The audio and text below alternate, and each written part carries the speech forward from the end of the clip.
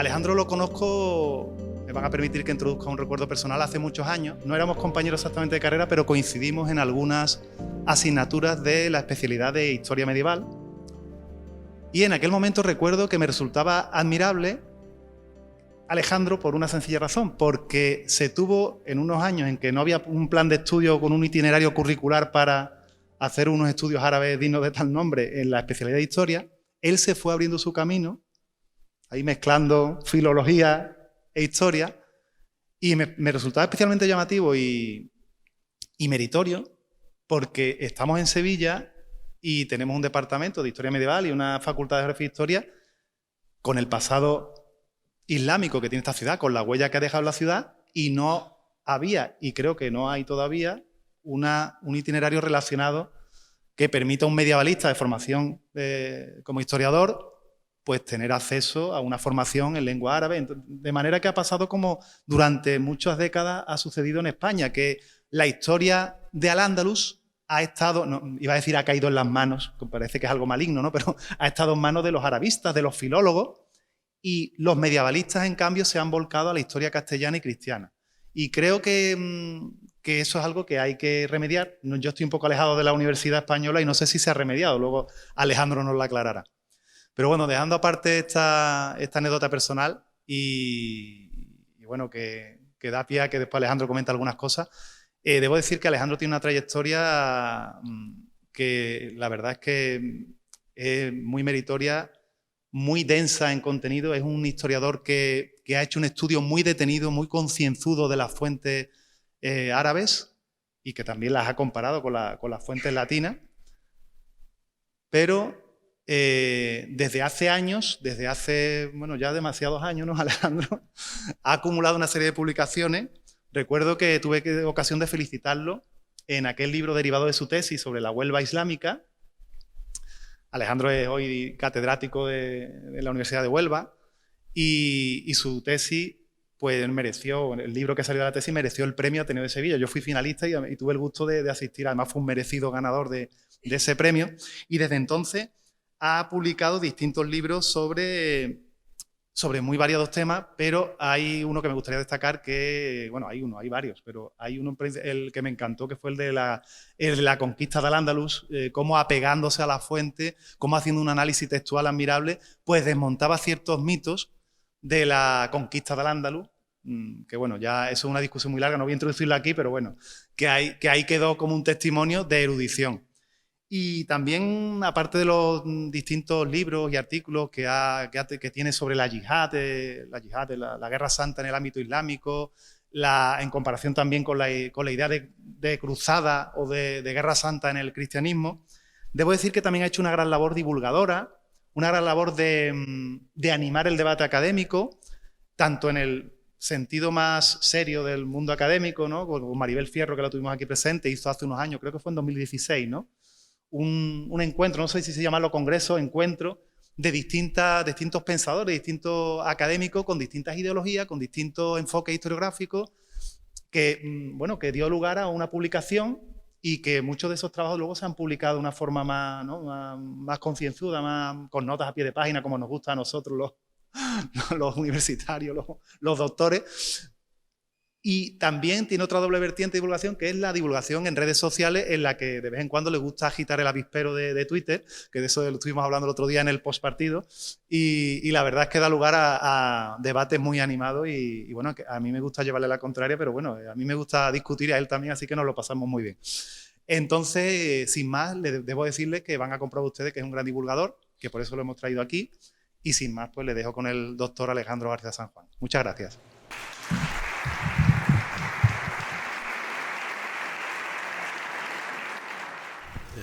Bueno, buenas tardes. Muchas gracias, Braulio. Bueno, como él ha dicho, nos conocemos desde la época de nuestros estudios en la Facultad de Geografía e Historia de aquí de la Universidad de Sevilla y bueno, hemos tenido siempre una relación muy cordial, a pesar de que en algunas cosas pues no pensamos exactamente igual, ¿no? Pero creo que me gustaría volver a felicitarlo por la iniciativa de organizar este pequeño ciclo de conferencias, porque, como bien ha dicho, estamos en una ciudad que tuvo una importancia muy relevante en la historia islámica, árabe-islámica de la península ibérica, y bueno, quizás no siempre se ha reconocido ese papel. Incluso, como ha dicho Braulio, pues a nivel meramente académico, ¿no?, dada esa situación un poco anómala, que en realidad es casi estructural en la Universidad Española, de una separación muy artificial entre estudios árabes y estudios medievales, que tiene obviamente una lógica detrás, pero que en realidad debería haber una muy superior colaboración entre ambas áreas de conocimiento, aunque en realidad, bueno, esto nos llevaría a hablar de muchas cosas y no hemos venido hoy aquí a hablar de este tema. Bueno, mi charla un poco trata de plantear una visión un poco más amplia, más general, más panorámica de este periodo denominado de los reinos de Taifa en el contexto de la historia medieval peninsular del siglo XI. Y para ello voy a hacer referencia a una serie de cuestiones que me parece que pueden ser interesantes, y vamos también a utilizar, a presentar algunas de las fuentes históricas que existen respecto a este periodo. Ya Bilal evidentemente ha hecho referencia a muchas de ellas, tanto testimonios escritos como fuentes arqueológicas, en las que, como ya dije y ha quedado de manifiesto, pues es un gran especialista. Me voy a centrar más en las fuentes escritas, que son las que yo conozco mejor, pero creo que es interesante también para que se pueda apreciar un poco, pues, cuáles son las dificultades que tenemos los historiadores para tratar de reconstruir el pasado, sobre todo cuando nos referimos a épocas respecto a las que disponemos de una base empírica pues realmente muy limitada, porque en realidad quienes trabajamos en la historia medieval y más específicamente en la historia de Al-Ándalus, pues tenemos esta considerable dificultad de las carencias que presenta sobre todo el registro escrito, las fuentes escritas. Nuestros colegas medievalistas que estudian las sociedades cristianas medievales disponen normalmente de una documentación preservada en archivos. Bueno, estamos en un gran archivo, ¿no? Documentación que se preserva en archivos públicos, en archivos privados, documentación de diverso origen, documentación de origen estatal, documentación también obviamente muy abundante de origen eclesiástico, es decir, una serie de documentos, de textos que son normalmente producidos en una época determinada, obviamente, y que revelan una información muy detallada, muy exhaustiva sobre aspectos ya sean políticos, también aspectos sociales, aspectos económicos, aspectos de carácter municipal, de la vida urbana. La existencia de los municipios en este sentido es también otra fuente de información importante en el caso de las ciudades cristianas, porque en el caso de las ciudades islámicas pues no existía un poder municipal similar al que hubo en esas ciudades cristianas, ¿no? Es decir, tenemos dos sociedades diferentes en la península ibérica durante la Edad Media, cada una de las cuales dispone de un distinto tipo de información para analizarla y para estudiarla. Normalmente más en general, podemos decir, aunque habría que matizarlo mucho, pero en general esta información procedente sobre todo de las fuentes escritas es más abundante, más sistemática en el caso de las sociedades cristianas, sobre todo a partir del siglo XIII, en épocas anteriores no tanto, pero existen también registros documentales mucho más antiguos. Y bueno, a nivel arqueológico o material, sí, bueno, ahí sí hay quizás una mayor equiparación, en el sentido de que, bueno, esto ya es una cuestión que depende de cuestiones académicas o de el estudio el desarrollo de proyectos de investigación a nivel arqueológico, etcétera, ¿no? Pero bueno, esta es una diferencia inicial a la que voy a referirme también luego cuando hable un poco de la fuente, ¿no? Pero antes que eso, el primer tema que me gustaría plantear es, de manera previa o introductoria de esta charla, relativa a la cuestión, digamos, de la memoria histórica, ¿no? Cómo el pasado pervive en nuestra sociedad en el presente, ¿no? Si nos damos cuenta, pues, estamos rodeados de muchos elementos que nos remiten a aspectos distintos del pasado, ¿no? En el caso de Sevilla, como ya se ha dicho, es una ciudad que tuvo un papel muy importante en el periodo andalusí, en el periodo árabe islámico.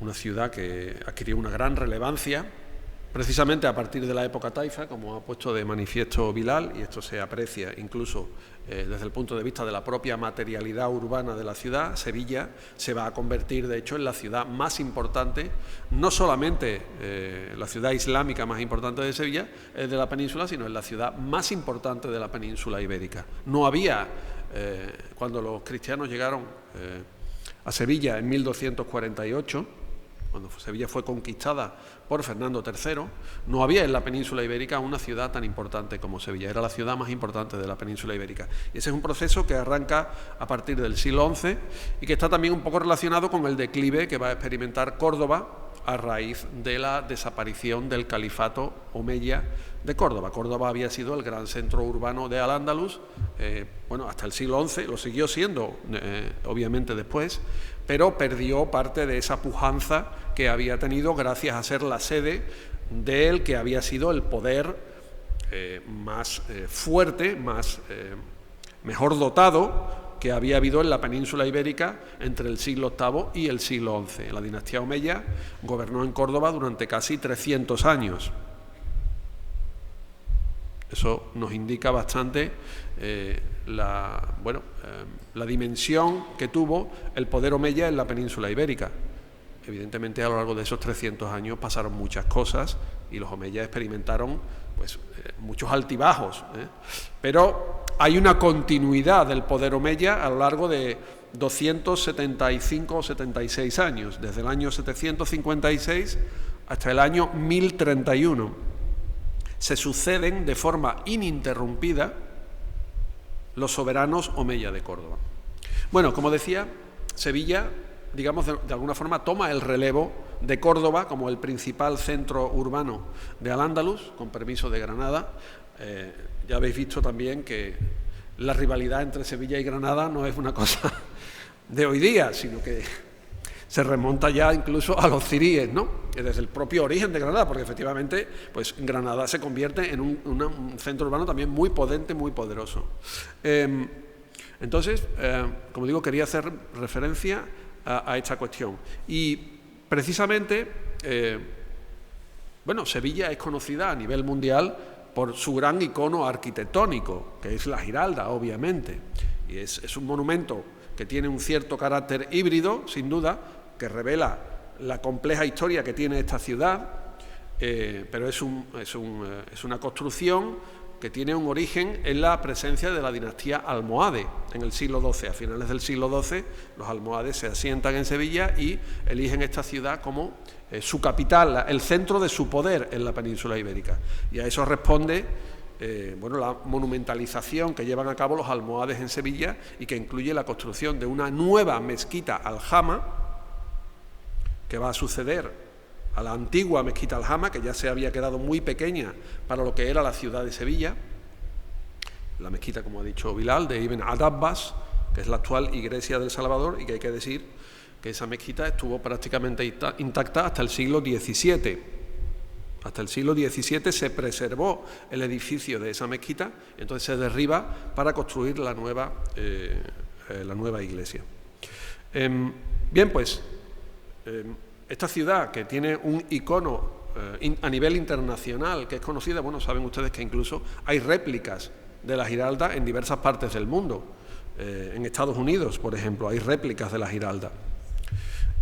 Esta ciudad, que como digo, tiene en esta época islámica el origen de su gran icono arquitectónico, sin embargo, no ha sido muy generosa, digamos, respecto a esa etapa histórica en la época más reciente, en la época más moderna, ¿no? Todos los sevillanos sabemos, y yo soy profesor de la Universidad de Huelva, pero soy sevillano, que hay un gran monumento al rey Fernando III en Sevilla. Tenemos también un gran monumento en Sevilla al Cid Campeador, al que ha mencionado Bilal, que, el Cid Campeador es un personaje que tiene una relación muy tangencial con Sevilla, no fue un personaje histórico que tuviese un papel muy importante en la ciudad, ¿no? Aunque está vinculado a la historia de la ciudad. Sin embargo, en Sevilla no existe ningún monumento público dedicado a ningún personaje musulmán. Esto creo que todos más o menos lo habremos percibido en algún momento, o no sé si a ustedes les ha llamado esto la atención alguna vez, ¿no? En Granada, en cambio, sí hay algunos, también los hay en Córdoba, precisamente, y eso marca también una diferencia muy curiosa entre las distintas ciudades, ¿no? En Córdoba hay varios monumentos públicos de personajes musulmanes, del califa al-Hakam, no solamente de personajes políticos, sino incluso del propio Ibn Hazm, del cual habló Maribel Fierro, y ahora intentaré también decir alguna cosa, ¿no? Bueno, personajes que han destacado por distintas razones. Bueno, este tema de los monumentos, ya sabemos que es un tema, en fin, yo creo que todos más o menos estamos al tanto de que es un tema que tiene su controversia detrás, ¿no? Tiene su carga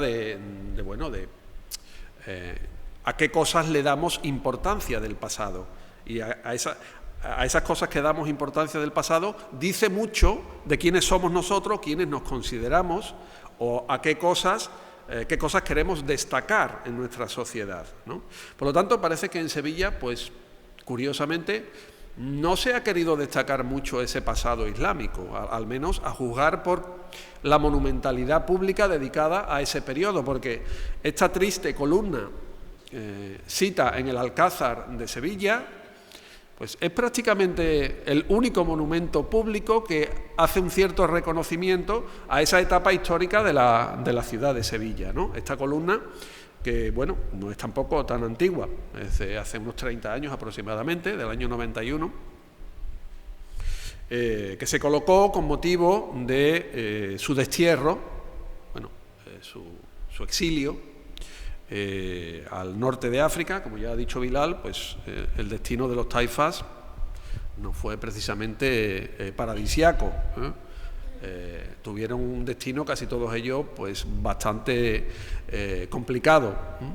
Y bueno, al final Al-Mu'tadid fue uno de los que se escapó mejor, porque se fue con vida. Otros no tuvieron esa suerte,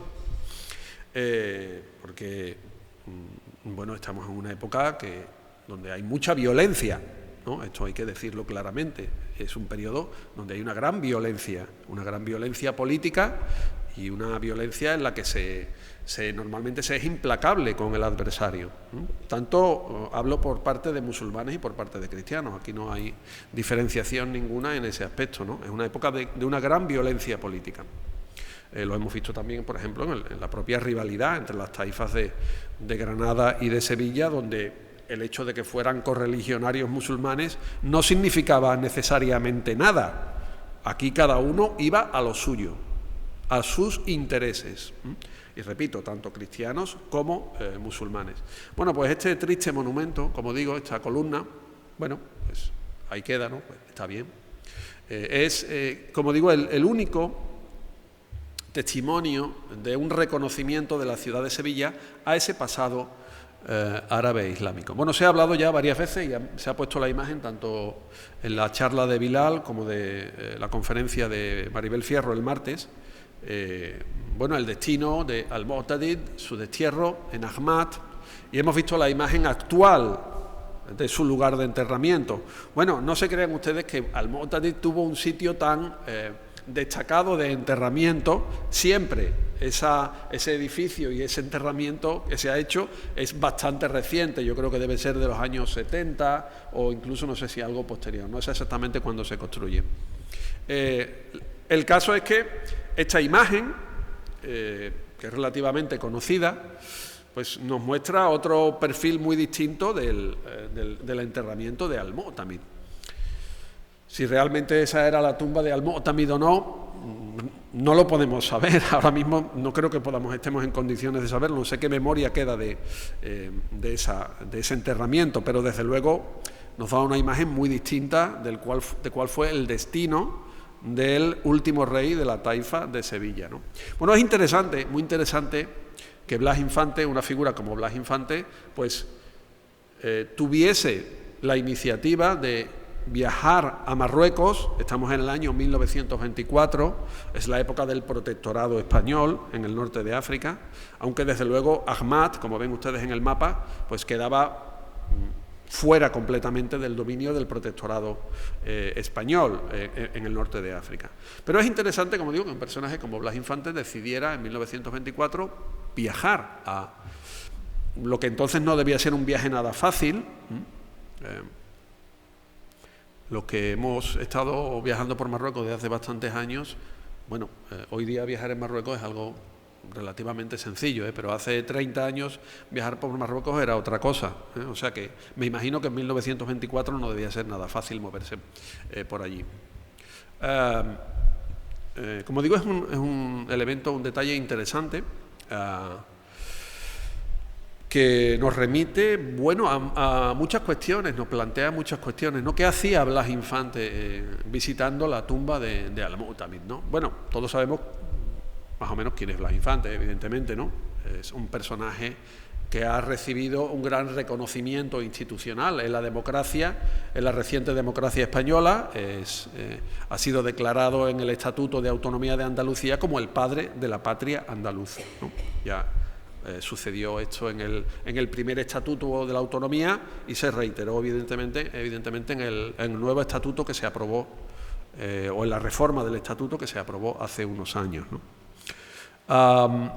Bueno, Blas Infante es el padre del andalucismo, sobre todo, ¿no? De las tesis andalucistas que él planteó a comienzos del siglo XX, bueno, movido por un interés, por una preocupación sobre la realidad de la sociedad andaluza de esa época, una sociedad evidentemente muy atrasada, una sociedad muy analfabeta, una sociedad muy poco desarrollada económicamente, sobre todo en comparación con otras sociedades o otras comunidades como Cataluña o el País Vasco, donde había un desarrollo económico en ese momento en España pues muy superior al que había aquí, ¿no? Por lo tanto, Blas Infante va buscando un momento va buscando un momento que le transporte a otra realidad respecto a lo que era la Andalucía de su época. Va buscando una inspiración histórica para poner en marcha la idea de que, bueno, de que Andalucía o que otra Andalucía es posible, ¿no? Un poco, si me lo permiten, a lo mejor sería la idea de make Andalucía great again, ¿no? Sería un poco este concepto, ¿no? Es decir, tratar de convertir a Andalucía en algo que él pensaba que había sido en el pasado, ¿no?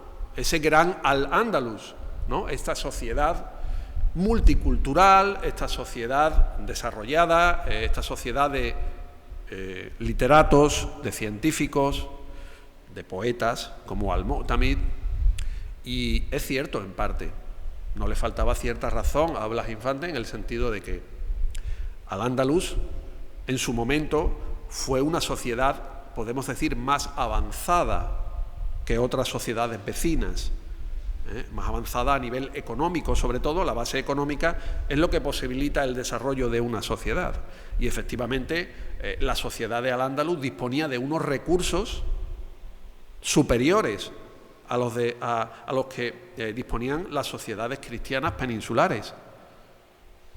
Basta simplemente echar un vistazo a lo que era la mezquita de Córdoba en el siglo X, lo que era la manifestación arquitectónica de Al-Ándalus en el siglo X, pues váyanse ustedes en el siglo X al Reino de León, váyanse a Cataluña o váyanse a Galicia y díganme ustedes qué clase de arquitectura se hacía en el siglo X en esos territorios.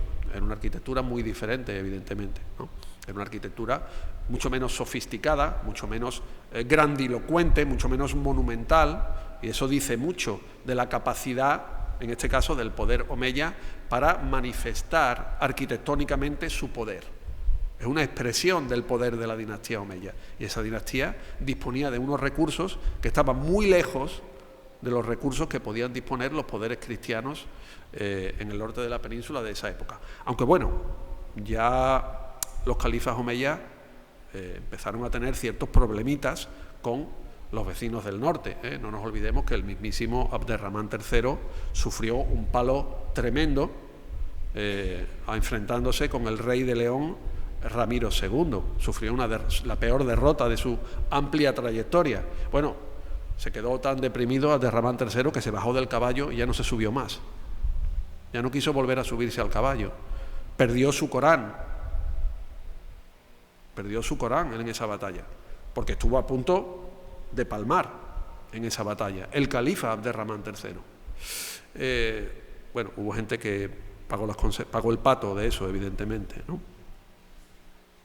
Pero quiero decir, Blas Infante, volviendo, que si no, no me va a dar tiempo de decir nada más, Blas Infante estaba buscando una referencia histórica para su proyecto de regenerar Andalucía, de promover el desarrollo de la sociedad de Andalucía. Y por eso miraba al pasado.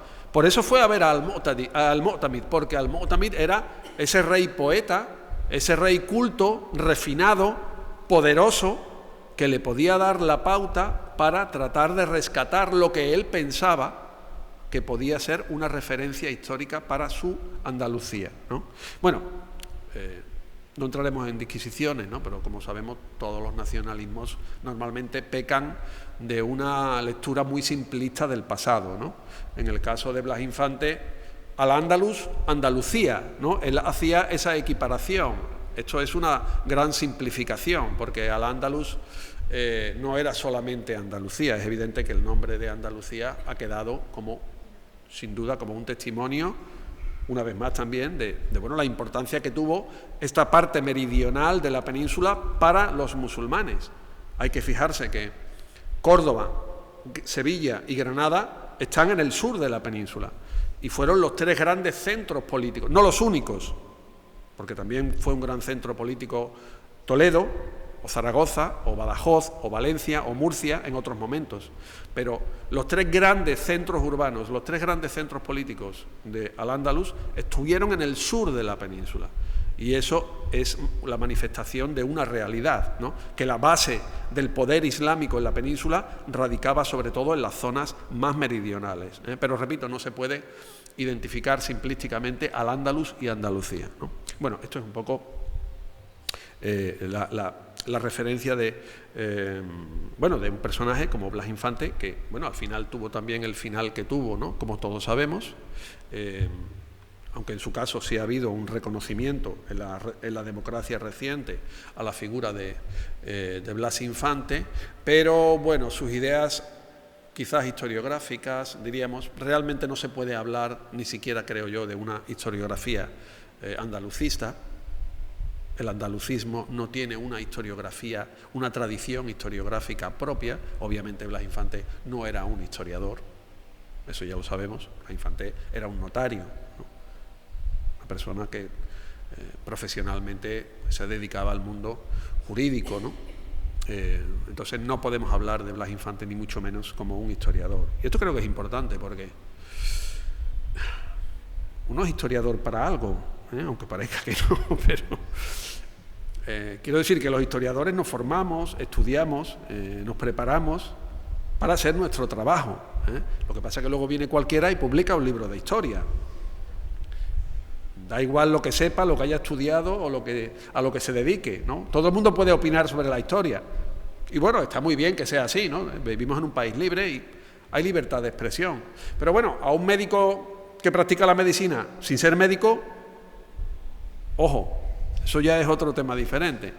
En historia, como se suele decir, ancha es Castilla, ¿no? Aquí todo el mundo pues se cree capacitado para opinar sobre el pasado, ¿no? Bueno, yo quiero aquí, evidentemente, reivindicar a los historiadores, que para eso estamos, ¿no? Obviamente, para eso estamos. Entonces, Blas Infante no era un historiador y es obvio porque basta leer las cosas que decía para darnos cuenta de que no era un historiador, ¿no? Bueno, se ha criticado luego mucho a Blas Infante por sus ideas, con razón, ciertamente. Y lo que pasa que, bueno, tal vez no voy a entrar en ese tema, pero las críticas que se han hecho a Blas Infante a veces, que como digo, están justificadas, pero han dado pie a otras ideas sobre Andalucía, que yo personalmente no comparto demasiado, pero que, bueno, están ahí, y esas sí han sido obras de historiadores, y concretamente, pues, de historiadores que están muy vinculados a Sevilla y a la Universidad de Sevilla y con los que yo me he formado también, ¿no? Pero no comparto completamente esa idea. Pero no voy a entrar ahí porque entonces no voy a hablar de nada sobre la taifa de Sevilla o sobre los reinos de Taifa, ¿no? Bueno, fíjense que Blas Infante no solamente se limitó a viajar a la tumba, ¿no? a prestar homenaje a la tumba de Al-Mu'tamid, sino que escribió una obra de teatro sobre Al-Mu'tamid años antes. O sea que su admiración por este personaje era ya anterior. Eso es un dato también interesante. Lo último que voy a decir sobre este tema, sobre Blas Infante, se suele ver y se suele leer muchas veces, se dice que Blas Infante era musulmán. Blas Infante no fue musulmán, ni era musulmán. Lo que pasa que a veces lo ven a uno vestido con una chilaba y dice, uy, mira, un musulmán. No, que una persona se ponga una chilaba no quiere decir nada. O que a una persona le interese o le guste la historia islámica no quiere decir que sea musulmán, evidentemente, ni siquiera que se interese por aprender el árabe, como hizo Blas Infante, que hizo sus pinitos tratando de aprender un poco de árabe. Eso no significa, evidentemente, que Blas Infante sea musulmán. Digo esto porque muchas veces este tipo de bulos, entre comillas, pues corretean por ahí, y mucha gente pues a lo mejor se lo puede llegar a creer. No, no es cierto. Blas Infante no fue ni era musulmán. Y de todas formas, aunque lo fuera o lo hubiese sido, eso no quiere decir nada. Eso no deslegitima a Blas Infante, aunque lo hubiera sido, obviamente. Pero bueno, la realidad es que no lo fue, ¿no?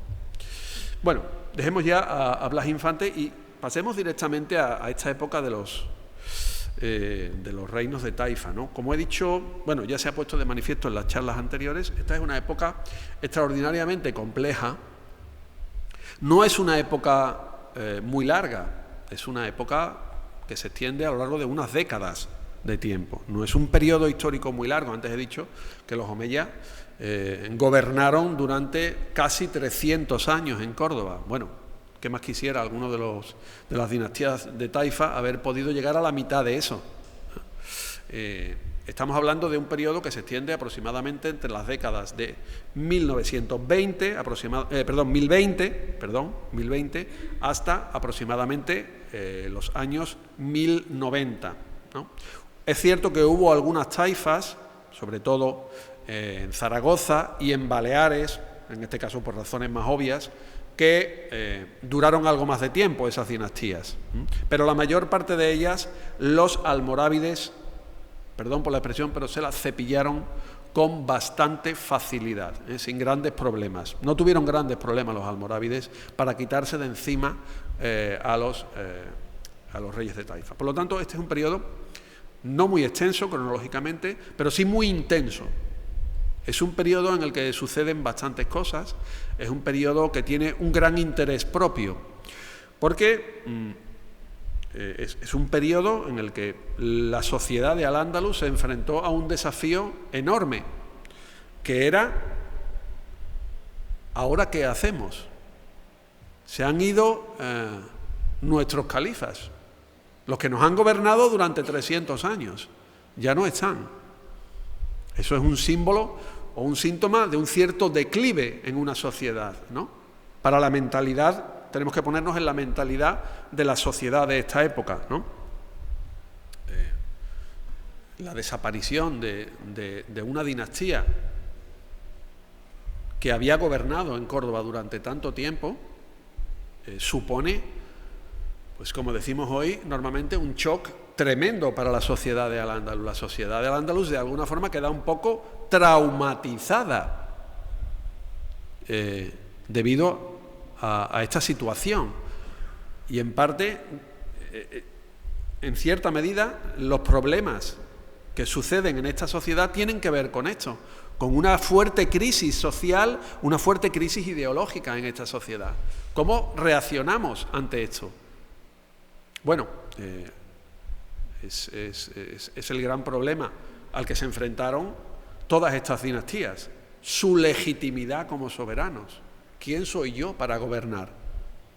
¿Cómo me legitimo ante la sociedad? ¿Cómo me presento ante la sociedad para decir yo tengo derecho a ejercer el poder, ¿no? Bueno, tenemos que situarnos en el contexto islámico. Esto es muy complejo en el contexto islámico porque la sociedad islámica tiene sus propias claves, ¿no? Y el concepto del califato está asociado al concepto de la unidad de la comunidad. El concepto de llama'a tiene una gran importancia en la sociedad musulmana. Este concepto aparece en las fuentes de la época del califato. En la época del califato, los propagandistas de la dinastía omeya, porque son propagandistas, desgraciadamente dependemos de propagandistas, en muchos casos, para poder escribir la historia. Y esto es uno de los grandes desafíos que tiene tratar de escribir la historia de Al-Ándalus, que gran parte de las fuentes que tenemos, pues las escriben gente que son adictos al poder. No escriben porque están aburridos y dicen, bueno, vamos a poner por escrito aquí algunas historias, vamos a contar. No. Normalmente quienes escriben lo hacen movidos por una intencionalidad determinada, ¿no? Bueno, ya Bilal en su charla ha hecho referencia a algunas de estas fuentes, ¿no? Yo quiero referirme ahora concretamente a una de las que él ha citado, por supuesto, pero quiero enfatizar la relevancia que tiene las memorias, que es el título que se le dio en su traducción, las memorias del último soberano de la taifa cirí de Granada. Lo escribió él en persona, este texto. Lo escribió cuando estaba en el exilio en el norte de África. Y él está recordando, diciendo, ¿cómo he llegado yo hasta aquí? Con lo que yo he sido, ¿no? Yo que he sido un personaje poderoso, de pronto me encuentro aquí medio prisionero, postergado, abandonado prácticamente, en una posición totalmente irrelevante, secundaria, ¿no? Entonces ahí hace esa reflexión de cómo he llegado yo aquí. Y escribe este texto, que bueno, es un milagro que se nos haya preservado este texto, ¿no? Es algo totalmente extraordinario. Pero realmente las memorias de este personaje, de Abdallah, son un texto impresionante, porque está escrito, como dice el título, en primera persona. O sea, está contando su experiencia. Está contando lo que él vio, lo que él vivió, lo que él experimentó. O cosas que supo de, obviamente, otros actores, de otras fuentes que a él le llegaron. Pero es un autor que está en el centro del problema. No es uno que pasaba por allí. Este estaba en el meollo del asunto. Por lo tanto, las claves que nos proporciona son absolutamente extraordinarias. ¿Qué más quisiéramos que tener 200 memorias para la historia de Al-Ándalus como las de Abdallah? Porque eso nos daría una información impresionante sobre cuestiones muy diversas, ¿no? Las memorias de Abdallah proporcionan unos datos, en algunos casos, a unos niveles de detalle, de conceptos, de ideas, que no aparecen en otras fuentes. Y como digo, tiene el gran interés añadido de ser un protagonista y un coetáneo de esta época. Bueno, aparte de este texto excepcional, tenemos que referirnos también a otras fuentes muy importantes de esta época. Una de ellas es un autor al que ya se ha hecho referencia en charlas anteriores. Este es otro personaje impresionante, ¿no? Es Ibn Hazm de Córdoba. Ibn Hazm, voy a citar ahora, para que ustedes se hagan una idea del calibre de este personaje. A ver por dónde lo tengo. Sí, aquí. Yo soy el sol que en el cielo de las ciencias resplandece. Esto decía Ibn Hazm de sí mismo. Es decir, que ojo con Ibn Hazm, Este tenía un piquito impresionante.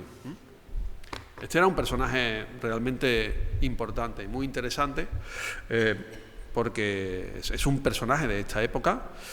Él, curiosamente, procedía de una familia que había hecho fortuna al servicio de los califas omeyas y sobre todo de la dinastía amirí.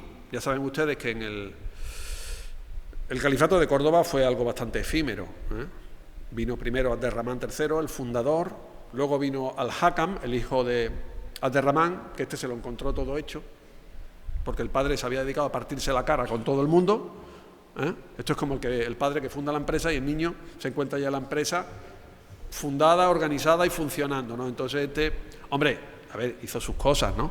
Pero vamos, que Al-Hakam no se subió en el caballo como se subió su padre, Su padre estuvo 40 años subido en el caballo y prácticamente no se bajó. Este ni se subió.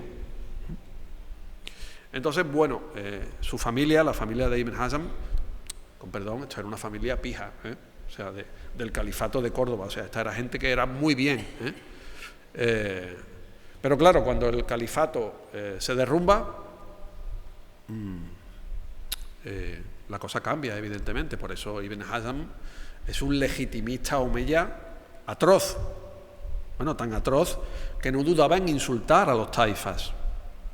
Ya digo, este era de los que no se callaban. Los taifas, dice, son unos salteadores de caminos, son unos sinvergüenzas. No tienen ninguna legitimidad para gobernar. ¿Quiénes son esta gente para gobernar a la comunidad de musulmanes? ¿Quiénes son? Sinvergüenzas, chorizos, usurpadores, golfos. Esta era la idea que tenía Ibn Hazm de los reyes de Taifa, ¿no? Bueno, por eso le fue como le fue, obviamente, ¿no? Por eso voy saltando un poquito, pero bueno, suerte tuvo de que se murió en su casa, ¿no? De milagro, yo creo, ¿eh? Suerte tuvo Ibn Hazm. Pero claro, como ya dijo el otro día Maribel en su charla, le hicieron una pira con los libros aquí en Sevilla. O sea que muy simpático no caía este señor, ¿eh? Muy simpático, muy bien no caía. Lógico, por otra parte, con las cosas que decía. Y no solamente de los taifas, también se metía con los otros ulemas. O sea, este no iba haciendo amigos, ¿eh? Este iba a saco. Porque además él, como digo, que tenía un concepto bastante bueno de sí mismo, ¿no? Se veía bien, se miraba en el espejo y se gustaba, ¿no? Entonces él creó un poco su propia escuela de interpretación. Él, con perdón, pasaba olímpicamente de los demás ulemas. O sea, estos no tienen ni idea. El Islam se interpreta así, como yo lo digo, no como decís vosotros, que sois unos borregos, que lo único que hacéis es repetir las opiniones de otros ulemas anteriores. Ibn Hazm propone una nueva interpretación de la doctrina islámica, por eso era un personaje, en cierta forma, era respetado también, porque después de que quemaran los libros, pues él cogió y se fue a su pueblo, él era de Huelva, su familia era de Huelva, ¿no? Él discretamente dijo, bueno, esto se está poniendo ya un poco complicado, me retiro a mis aposentos, como suele decirse, ¿no? Ibn Hazm se fue a lo que eran los dominios de su familia, ya digo que era de una buena familia, y sabemos que sus últimos años lo pasó cerca de Huelva, de lo que hoy es Huelva, donde incluso se dice que fue enterrado allí, o sea, murió allí, fue enterrado allí, porque sabemos que hay referencias posteriores de gente que fue a visitar su tumba. O sea, que se sabía incluso el sitio donde él estaba enterrado, ¿no? Bueno, este era, como digo, Ibn Hazm, uno de los, el más furibundo crítico de los taifas, ¿eh? Todo el que gobierna una ciudad o una plaza fuerte en cualquier región de nuestro país de Al-Ándalus, esta frase nos daría para varias reflexiones, desde el primero al último es un salteador de caminos, que por Dios y su profeta guerrea y siembra el desorden en el país, haciendo, como lo veis con vuestros mismos ojos, continuas incursiones o algaras contra los bienes de los musulmanes, súbditos de cualquier príncipe que les sea hostil. Usted está diciendo, esta gente, ¿a qué se dedican? A robarse unos a otros, a robar a los musulmanes, porque están robando unos musulmanes a otros musulmanes. Permitiendo que a sus ejércitos que los asalten por los caminos de las regiones contra cuyos habitantes están en guerra. Segundo elemento, imponiendo contribuciones indirectas y personales sobre los cuellos de los musulmanes. O sea, no solamente sois unos golfos y unos chorizos que os dedicáis a robar a los musulmanes, es que además le ponéis impuestos ilegales. O sea, es que no hay por dónde cogerlos. Dando a los judíos jurisdicción para que en las más frecuentadas vías de los musulmanes les cobren el impuesto de capitación y el tributo con la excusa de que a ellos les obliga una necesidad que en ningún caso puede hacer lícito aquello que Dios mismo ha prohibido, aparte de que con tales tributos aspiran solo a robustecer su autoridad en cuanto mandan y prohíben. Bueno, este tema de los judíos, el papel de los judíos en la recaudación fiscal está muy claramente de manifiesto en el caso de la taifacería. Afortunadamente, esta es una de las cosas interesantes que nos aporta las memorias de Abdallah. Pone de manifiesto que efectivamente es cierto lo que estaba diciendo, al menos en parte es cierto, no le faltaba parte de razón. los judíos estaban implicados en la recaudación de tributos. Esto también sucede en las sociedades cristianas. Los judíos siempre han desempeñado ese papel, que es un papel, hombre, poco el recaudador del tributo no es una persona hacienda, o sea, no es el que cae más simpático, ¿eh? Entonces, bueno, en la Taifa Azirí además se da una circunstancia muy particular, porque en la Taifa Azirí hubo 2 visires judíos. No solamente eran funcionarios de la recaudación fiscal, es que hubo 2 personajes que llegaron al máximo nivel del poder en Granada. Esto es una situación muy interesante, que no se da exactamente así en ninguna otra taifa, no hubo otros personajes judíos que alcanzaran esa posición, y la verdad es que la cosa terminó regular, pero no... Obviamente los sentimientos religiosos siempre se azuzan y se atizan, el odio étnico, el odio religioso se utiliza políticamente para enfrentar a la gente, ¿no? Lo digo esto porque, como digo, hubo 2 visires judíos en Granada. Uno, y esto lo sabemos sobre todo porque lo cuenta Abdalá, uno fueron un padre y el hijo. El padre, maravilloso, un tío como tiene que ser, un gestor, como se dice hoy, un gestor brillante, lo alaba sus cualidades, su prudencia, su capacidad, su sagacidad. El hijo, bueno, lo llama el puerco, con eso lo digo todo. O sea, no lo quería ni ver, Bueno, al final, como digo, la cosa terminó mal porque hubo un estallido de violencia antijudía en Granada, en el año 1066. No hay muchos episodios de este tipo en la historia musulmana de la península. Me refiero a estos estallidos de violencia espontánea o puntual o con una participación popular. En este caso sí parece que hubo un asalto de la judería y desde luego el visir judío murió. Es decir, que es una historia también trágica, ¿no? Pero bueno, aquí está, como digo, Ibn Hazm. Luego, bueno, tenemos otro personaje. He dicho, iba a mencionar las fuentes más importantes que tenemos, que ya casi me estoy quedando sin tiempo, pero es que me enrollo y... Bueno, Ibn Hayyan, ¿no? Este es uno de los mayores historiadores. Gran parte de lo que sabemos sobre Al-Ándalus es así, esta es la realidad. Gran parte de lo que sabemos sobre Al-Ándalus lo sabemos gracias a Ibn Hayyan. Ibn Hayyan era también cordobés, es un personaje de esta época, murió en el año 1076, también era de una familia vinculada a la administración omeya. Su abuelo, antes he mencionado la gran derrota de Abderramán III frente a Ramiro de León en el año 939. Bueno, pues el abuelo de Ibn Hayyan murió en esa batalla. Y su padre fue secretario de Almanzor, o sea, era una persona que estaba bien situada, no era top, no era un gran personaje de la corte, pero era un personaje bien situado. Bueno, Ibn Hayyan, como digo, es un personaje que nos aporta una información muy relevante, solo que en este caso normalmente la información la conocemos de manera indirecta. Es decir, no tenemos la versión, vamos a decir, no original, pero al menos la versión propia de Ibn Hazm, sino tenemos una transmisión textual a través de otros autores que citan a Ibn Hazm.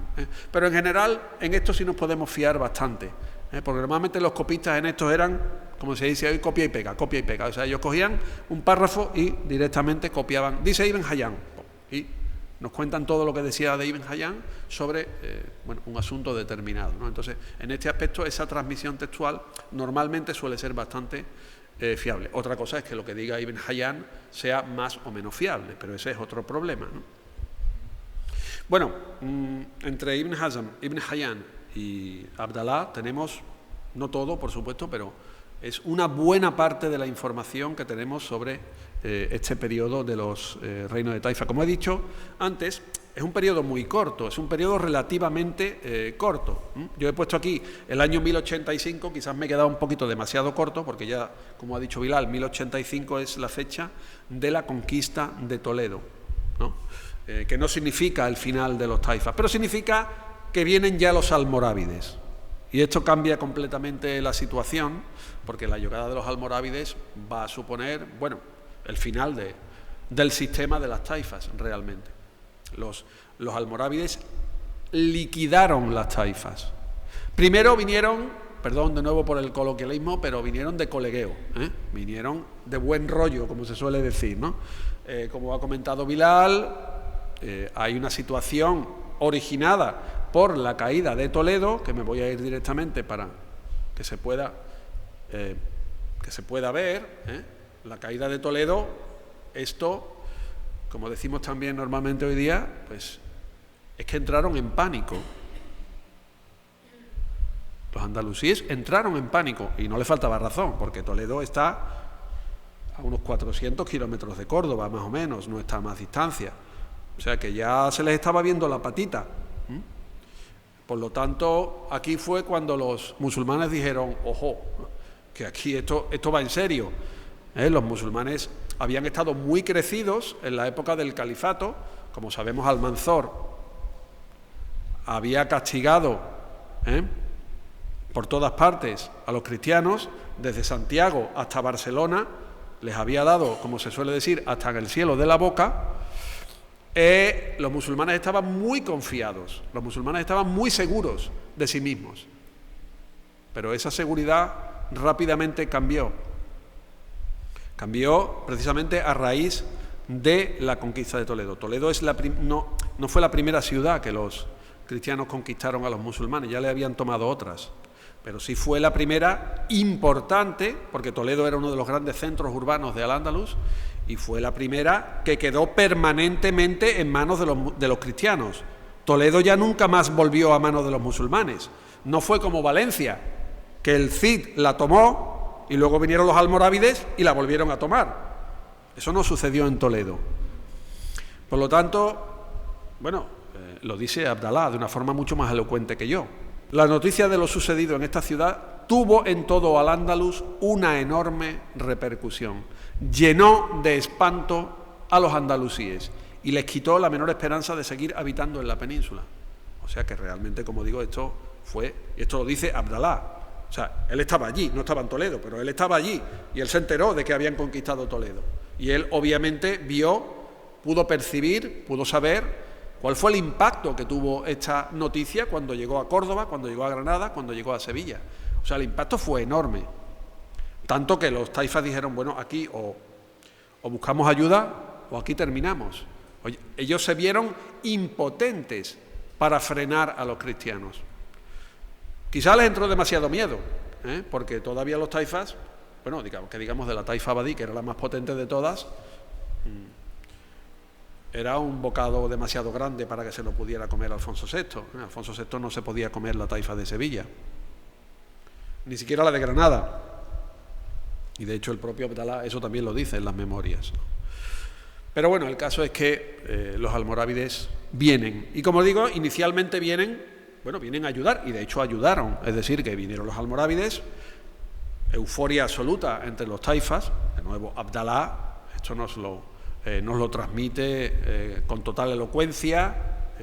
Bueno, además, en el caso de Abdalá, él estaba especialmente emocionado porque, pobre desgraciado, pensaba que como él era bereber y los almorávides también eran bereberes, estos son mis colegas, estos vienen a ayudarnos, y además yo soy bereber, o sea que yo me voy a llevar estupendamente con esta gente. Desgraciado, no sabía lo que se le venía encima, ¿no?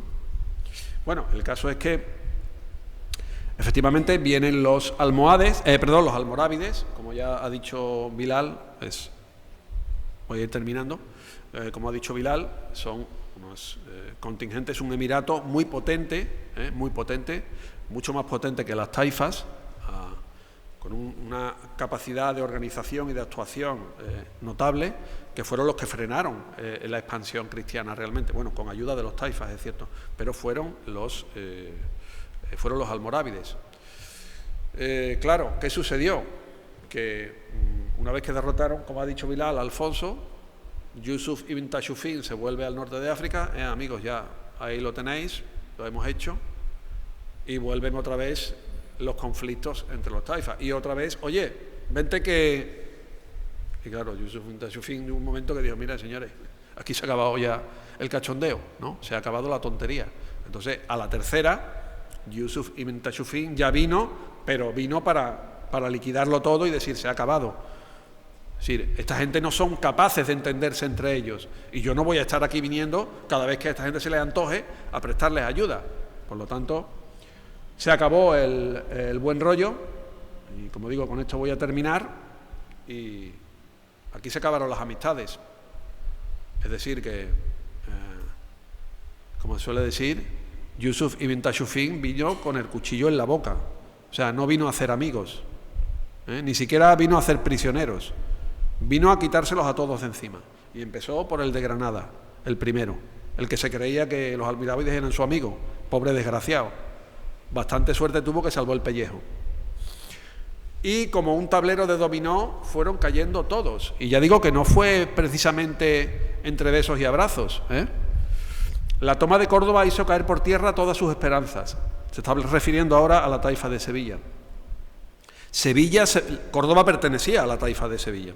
Sevilla se vio en gravísimo aprieto y al-Mu'tamid agotó cuanto poseía por los muchos gastos que se le ocasionaban. El emir Sir, este era el mandado de Yusuf Ibn Tashfin, acabó por entrarla a viva fuerza, en connivencia con algunos de sus habitantes. Es decir, Sevilla fue tomada por la fuerza por los almorávides. No se le abrieron las puertas, hubo una resistencia local. La gente no quería a los almorávides. La población de Sevilla, la población de Al-Ándalus, no quería a los almorávides. Bueno, sentimientos encontrados, como suele decirse, pero en principio no era su mejor opción. Y ni siquiera fueron respetadas las mujeres, porque no se pudo refrenar la furia de los soldados por la resistencia que opusieron la gente de Sevilla. O sea que aquí entraron a saco. El mismo Sir, asombrado del celo que veía poner a los sevillanos en el combate, decía: si hubiera querido tomar una ciudad cristiana, seguramente no me habrían puesto tamaña resistencia. Bueno, me parece un buen final de la paradoja que en el fondo son estos reinos de taifa, ¿no? Unas dinastías en muchos casos muy sofisticadas que dieron lugar a elementos literarios, arquitectónicos de gran interés, al menos para los historiadores, ¿no? Pero que al mismo tiempo a nivel político, digamos, fueron un poco desastrosos, ¿no? La verdad que políticamente no fueron capaces de organizarse, no fueron capaces de defenderse ni siquiera contra un enemigo que era un enemigo común. No pudieron hacerlo, no fueron capaces de hacerlo y evidentemente pagaron las consecuencias. Bueno, muchísimas gracias.